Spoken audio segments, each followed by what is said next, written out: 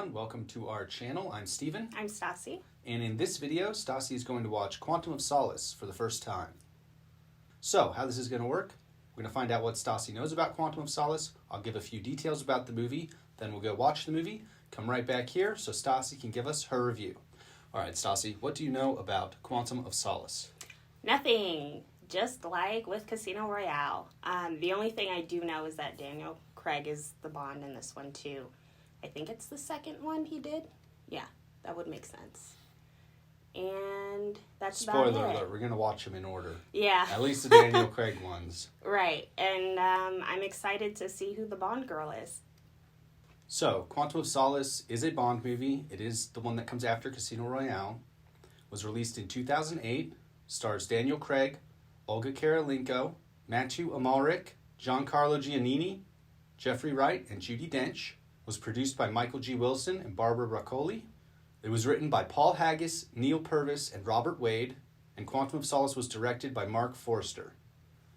All right, Stasi, you ready to go watch this movie? Yes, I'm excited. I loved Casino Royale, so hopefully this one I have the same reaction to. We shall see. Stick around to find out.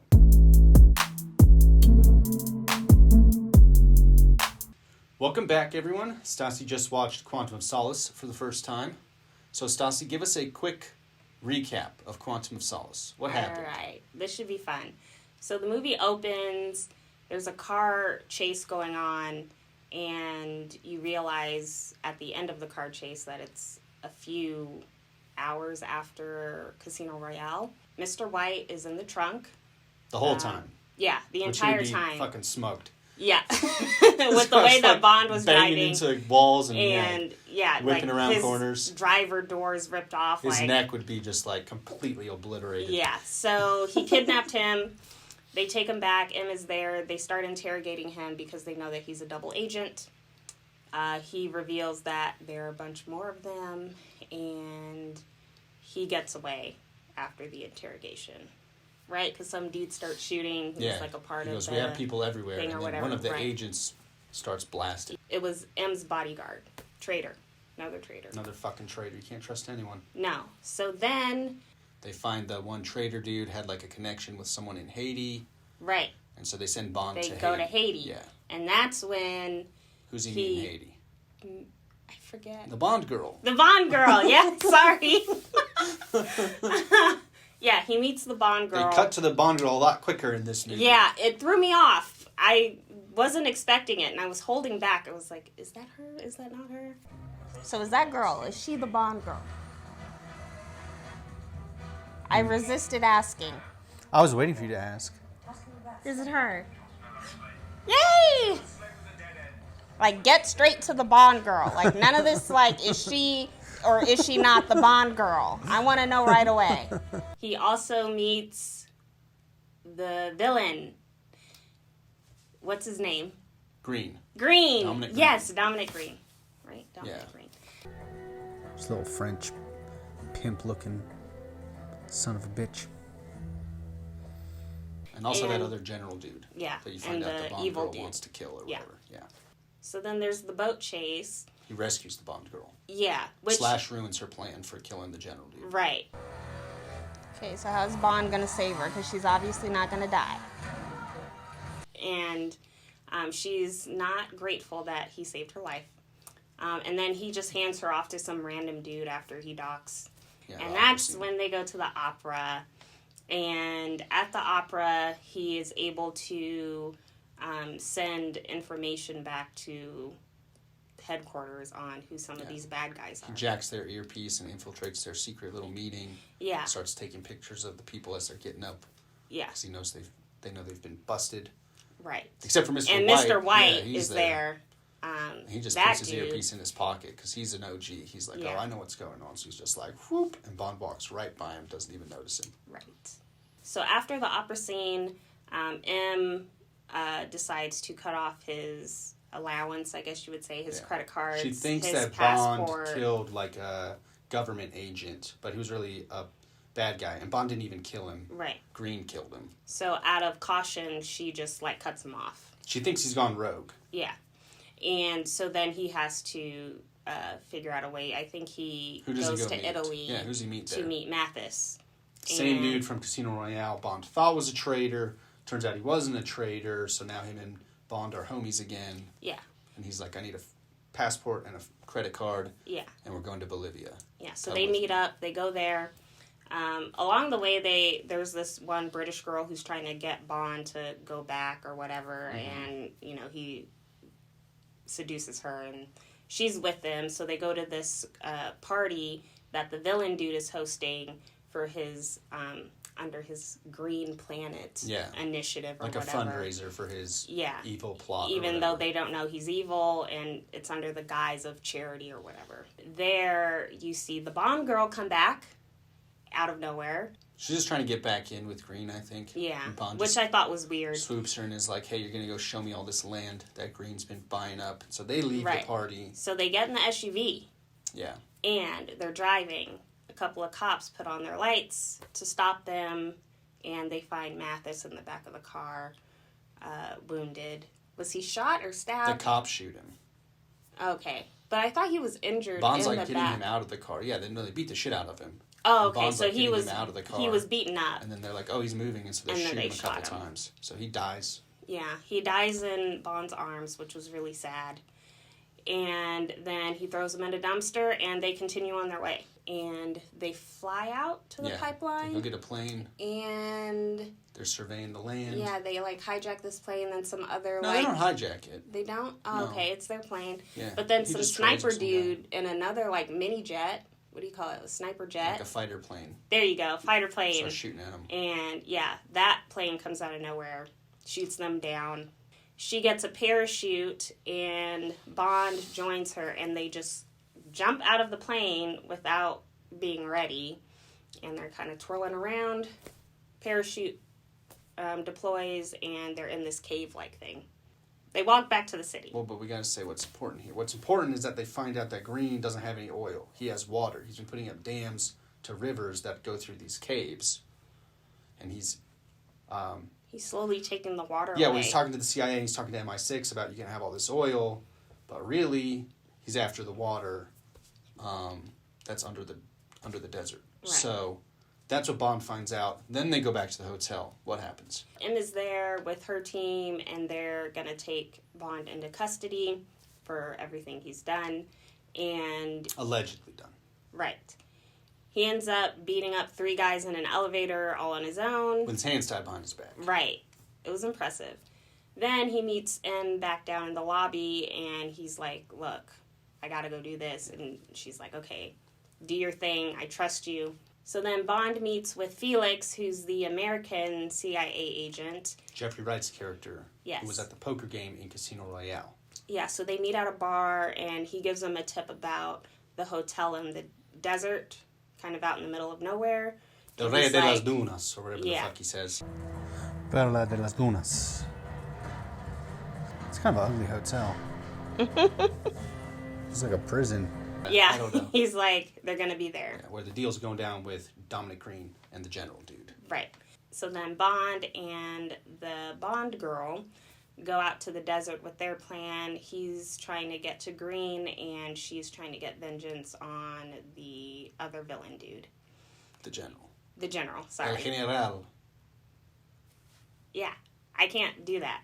Then a fight ensues between both of those scenes, so they're kind of going back and forth between Bond and the villain, and then the general. They just start blowing up the entire hotel because there's apparently huge gas tanks that are in this parking lot. It was that weird. Just start boom, boom, boom, and like this whole hotel is just engulfed in flames and exploding, so it's like, and everything. It's a long hotel, and you just see like explosion after explosion going down a line. Yeah.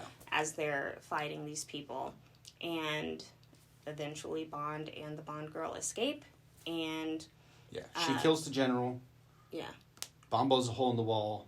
They get out of there. And then he captures the villain. What's he do to him? He puts him in the Ford. Is that a Ford? Is it? Yep, that is a Ford. And he drives him further out into the desert, gives him a can of motor oil, is it? Leaves him and says, good luck. Yeah. And then he goes off to Russia. last scene in the movie, he's in Russia. Last scene, yeah. He's there to find Vesper's guy, and he's with some other woman who happens to be a spy for Canada. Yeah. And what's he ask him? So he basically sort of finds out that, like, this guy is part of Quantum, the group, and his job is to, like, get close to people who are in different organizations who would have information that they want. So he basically finds out, like, oh, Vesper wasn't actually a traitor. This guy played her, and that she basically did kill herself in order to save Bond, because that was what Mr. White was telling him the whole time. It's like, if she didn't kill herself, we would have gotten to you. You'd be dead too. So he finds out that, like, she really wasn't as awful as he. Yeah. So because the whole time he's just calling her a bitch and a traitor. Yeah. I think he kind of gets closure from that, learning that information about him. And then he meets M downstairs after that conversation with that guy. And she's like, we need you. And he's like, I never left. Yeah. And that was the end of the movie. That one ends. It doesn't have quite as a ringer of an ending as Casino Royale. It just fades to black. Yeah. Yeah. And that was it. That's it. All right, Stasi, so what were some of your favorite parts of Quantum of Solace? So, right off the bat, just the opening title sequence I thought was really cool. I like the intros to these movies. They're pretty cool. I love the visuals, and I don't think I appreciated it as much in Casino Royale. I remember I liked the title sequence, but seeing the second one, it's like, oh, they're really good at this. Yeah. And it really sets the tone for the movie. You asked me during the movie, like, do they do this in every movie? I was like, yeah. Yeah. Oh, yeah, they're badass. Are they all like this? Or just the ones with him? No, they're all like this.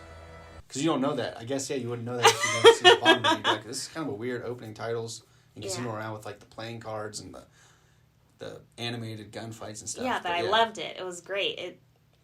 It made you excited to see what was coming. Yep. Just because it was so cool to It's almost like a title card or like a title sequence for like a TV show or something. Yeah. You have like the cold open and then it gets into like the title sequence and then you're like, okay, now we're into the show. I think I know why I love it so much. So Mad Men, it's one of my favorite opening title sequences of a TV show. Reminds you of that? It kind of reminds me of that. Just the animation. And so, yeah, I thought it was great. So I'm excited to see the other movies if they all open like that. So I also liked seeing the shift in Bond's character from Casino Royale to Quantum of Solace. He was just like an overall badass in Casino Royale, and then you kind of see a shift in him where he becomes more dejected and, with everything that happened with Vesper, and at the time he was thinking she's a traitor, and it's very cynical. He was just not the same person after that. Yeah. And he was much more ruthless, I think, in this movie than in the other. And especially I felt that when the scene happened where he went to Haiti and he broke into the dude's hotel room and they start fighting and he just takes the knife and stabs him and, like, forces him to bleed to death. Like, just the look on his face. Done. It's a pretty intense fight, dude. He just kills the dude? He doesn't want answers for any... Like, it was very powerful, and it really showcased how he had changed from everything that happened to him, not trusting anyone, and just doing what he needed to do to get where he needed to be. Shoot first, ask questions later. Yeah, that was his new mentality. And then I have to say my favorite fight scene was the rope, kind of them going back and forth on the ropes. Oh, where he's chasing after the traitor at the beginning. And they fall through the glass and then they get tangled up. And, it's pretty unrealistic, but it's cool to look at. And then at the very end... Now she's getting it. It's unrealistic, but it's fun to watch. Yeah. And then just at the end, how he, like, falls and you see it, and the way the camera angle is, and he just, like, shoots the dude. It's like... He's hanging by his foot, and he grabs the gun, and boom! Yeah. Gets him. The cinematography was great. And then my favorite scene overall in the movie was the opera scene, and you see him steal... I guess they were sort of like gift bags or something, but they were meant for certain people because they had earpieces in them. And he gets one of these earpieces so he can listen in on the conversation that all the bad guys are having. And he learns about their plan, and then he says something like, oh, this was a bad idea to, have your meeting at this event or something like that. You guys need to find a better place to meet. Yeah, and then they start getting up to leave, and he just starts taking pictures of all of them, and I really liked the way that scene was shot. Yeah, how it cuts to the opera singers and the show that's going on, and all the different people talking, and the earpieces, and Bond's just up there watching them all. Yeah, it was just very smart. All right, and Stasi, what were some of your least favorite parts? So, off the bat, I did not like the title sequence song. Wait. You liked the title sequence, but not the song. Right. Which, it sounds weird. I wasn't a fan of the song. I don't even know who did the song. It wasn't Jack White memorable. and Alicia Keys. Oh, okay. See, I missed that part in the credits. It's like... You like the song from Casino Royale better? Yeah. And I haven't seen Bond movies, but this song, didn't do it remember. For you. Yeah. So, didn't like it. I would agree. The one from Casino Royale is better. Who did that one? Who sang that one? No idea, but it's better. Yeah. I was also expecting the villain, Green, to have more quirks. He was kind of lame.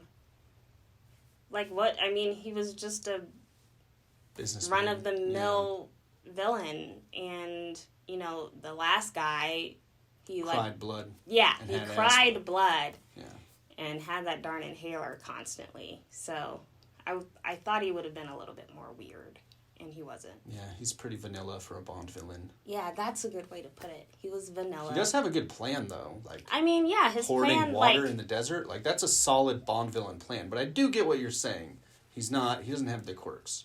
Yeah. And I think you're going to like what happens in future Bond movies. Skyfall, people know what I'm talking about, with the villains and the quirks. Yeah. Yeah. Okay, you're hyping this up quite a bit. We'll see what I think. She has no idea. We'll see. You gotta have a next level villain, I think, for this kind of movie. Another part I didn't really like was the plane scene where the plane is falling from the sky. Yeah, and they just jump and they don't have the parachute right, and they're just intertwining in the air as they're falling at record speeds, and then they pull the parachute, and then a second later they're on the ground. That is not how that would work. For as much shit as I give you about needing to suspend disbelief to enjoy these movies, I will give you that one. That parachute it's preposterous. It really does take you out of the movie. It does. It was off-putting. It opens, and then, boom, they hit the ground. And they would still be dead. They'd be so dead. It made no sense. I get he's Bond, but, come on. Yeah. That was a stretch. I'll give you that one. That was a big stretch. Yeah. Then the fire at the end of the movie, where they're both, the Bond girl and Bond are fighting their respective, people. And, they're, sweating, but there's no coughing. There would be smoke inhalation, issue. They would be, tired. They'd be struggling, and I'm not giving you this one. You got to suspend disbelief. I'll give you the parachute and the airplane, but the hotel... And he blows up the wall 12 feet away from them, and it blows the whole side of the building. Yes, he would have been dead. Yes, we know. I'll give you the parachute. I'm not giving you the hotel. I would have liked to see them struggle a little more. It was a massive fire. Oh, yeah. And they have no burns. Yeah. The entire room was on fire. They would have been dead, for sure. Yeah. Smoke inhalation. Yeah, I know. So, okay, I won't get this one, but it was still... It made no sense. And then finally, killing Mathis. I did not like that. Oh, yeah. They had become buddies again, and to have him get shot by the police, after Bond got stopped, it was just... I felt like it was unnecessary. They could have done something else with him. And then to top it all off, they just throw him in a dumpster. I pretty much agree with you on that one. I feel like they, like you said, they could have done something else with him. I honestly feel like the writers didn't know what else to do with him. Yeah. They have him get with Bond, give him his last, words about Vesper and forgiveness or whatever, and then they're just we don't know what to do with this guy, so we'll just kill him. Could they have just left him at the party and he figured his own way home? They literally go get him, bring him back into the action for one night, and then he's dead. Yeah. I just think they didn't know what to do with the character anymore, and they were kill him. Yeah. All right, Stasi, Would you watch Quantum of Solace again? I would. Okay. Yeah, I enjoyed it. Yeah, I would agree. I enjoy watching it. Is it the best Bond movie? No. Is it a fun Bond movie? Yeah. I feel like they really nailed the action in this movie. Yeah. You have a car chase, you have a boat chase, you have the plane scene, you have the brutal fights. It was stuff definitely blowing up. Yeah. I mean, yeah, is it the best story and the best thing? No. It wasn't boring. Yeah, for sure. The action's great. The action is really good in this movie, and I think Daniel Craig crushes it again as Bond, like you said, with just a different tone, a meaner, darker tone, even than Casino Royale. Yeah. Which one did you like better, Casino Royale or Quantum of Solace? If you had to watch one over the other at this point, we're going to have Stasi rank all 4 Daniel Craig Bonds, put them in order once she's seen them all, but out of these 2, which is 1, which is 2? Casino Royale is 1. That's the correct answer. Yeah. I liked Vesper. She was my favorite Bond girl. Like, even with the, is she a traitor? Oh, she's not a traitor thing. I still liked her more than the other Bond girl. She's your favorite out of 2? Yeah. Okay. Fair enough. And her name is just cooler. Vesper? Like, that's a cool name. Camille. Yeah. Camille. I don't even think we said her name once until right now. Oh, right, we just called her Bond Girl the whole time. Yeah. Yeah. That's a bad habit. Yeah, let you know how it is. All right, Stasi, now everyone's favorite part of the video. You get to guess the budget, the box office, and the Rotten Tomatoes score for Quantum of Solace. So starting with the budget and box office, what do you think those numbers were? So since I lowballed it last time, I'm going to go a little higher. I think the budget was $153 million, and the box office was $504 million. So the budget was $200 million. And still lowballed it. And the box office was $590 million. Okay. So actually, compared to Casino Royale, it cost more to make. It cost $50 million more to make, and it made about $50 million less. Yeah. So they still made a bunch of money on it, but it didn't make as much as Casino Royale. Yeah. Interesting. I mean, it definitely was not as good as Casino Royale. So, I mean, I get why they upped the budget, because the first one with Daniel Craig did so well. I mean, this movie, they went to Italy, Russia, London, Bolivia, Haiti, and they literally shot on all these. I mean, they flew people all around the fucking world to make this thing. So yeah, just doing that, moving a production crew that many times, right? Shutting down entire cities so you can go blow them up and destroy. Daniel Craig run around the rooftops of Italy and smash through walls and stuff. Yeah, pretty great, pretty expensive. Yeah, there's a little more parkour in this one. We forgot to mention that. There's more parkour. Parkour. All right, and what about Rotten Tomatoes? Critic and audience. So I think the critics rated it 90% and the audience 88%. Well, you definitely didn't lowball it. The critics gave Quantum of Solace a 64, and the audience gave it a 58. What? Yeah. People didn't like it as much. I feel like... I didn't like it as much either. I don't know what I'm doing.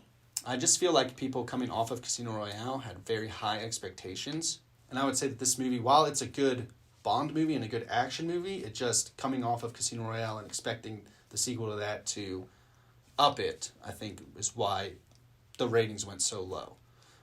I do... What do you feel? Do you feel like that's too low? I kind of feel like it's a little too low. I think it's too low. I think somewhere in the high 70s maybe that's would what have I was been thinking. better. It's like a C. It's like a solid C movie. Yeah. Whereas Casino Royale is like an A movie. This one's like a C, maybe a C plus if you're feeling generous, but it's not a D or an F. Like 77, 78, somewhere around there. I agree with you on that, definitely.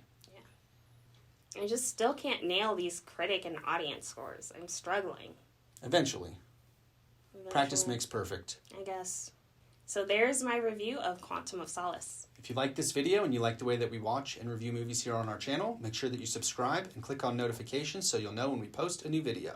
Also, be sure to comment your thoughts on Quantum of Solace of my review, and if there are any movies that you think one or both of us haven't seen before, feel free to comment those below, and we'll watch them and put them on the channel. Thanks so much for watching. Thanks.